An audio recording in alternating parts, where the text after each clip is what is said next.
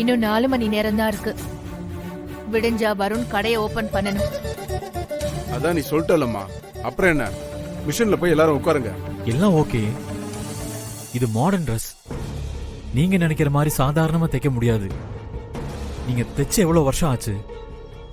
உங்களால எல்லாம் தைக்க முடியுமா? இன்னும் 4 மணி நேரம் தான் இருக்கு. இல்லன்னா நம்ம கடை ஓப்பனிங்க தள்ளி கூட வச்சுக்கலாம். வருண், உன்னோட டிசைன் என்னவோ அதை பெர்ஃபெக்ட்டா தைச்சு தர வேண்டியது எங்களோட பொறுப்பு. நாங்கெல்லாம் வாக்கு கொடுக்க மாட்டோம். கொடுத்தா அதை நிறைவேற்றாம விட மாட்டோம். வருண், நீ கவலைப்படாதப்பா. நாங்க யாரும் உன்னை கைவிட்ட மாட்டோம். இங்க பாரு வருண், எத்தனை வருஷம் ஆனாலும் மறந்து போறதுக்கு இது எங்களுக்கு சாதாரண விஷயம் இல்லப்பா. இந்த தையல் தொழில்ங்கிறது நம்ம குடும்பத்துக்கு சோறு போடுற தொழில். தைக்கிறதுக்கு இவங்க இருக்காங்க.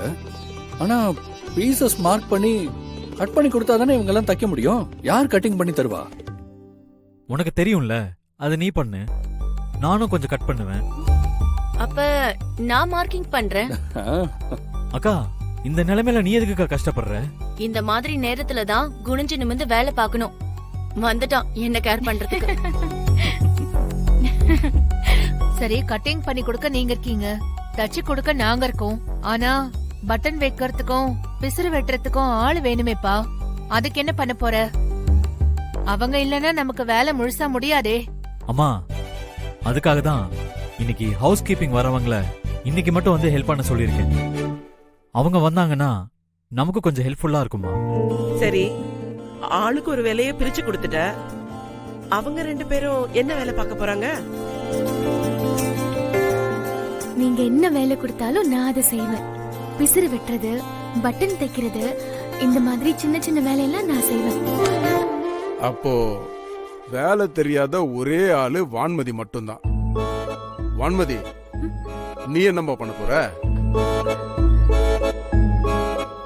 எனக்கு இது எதுவுமே தெரியாதே. அதுக்காக நீ சும்மாலாம் இருக்க முடியாது. எங்க கூட வந்து நீ கட்டிங்க்கு மார்க் பண்றியா? இல்ல, எனக்கு அதெல்லாம் வராது. சரி, கட் பண்ணி கொடுக்கிற பீஸை கொண்டு போய் எல்லார்ட்டையும் கொடுக்கறியா? என்னால வெயிட் எல்லாம் தூக்க முடியாது, என்ன விட்டுருங்க. அப்படின்னா காஜா அடிக்கிறவங்களுக்கு நூல் கோத்து கொடு. அத நான் பண்றேன்.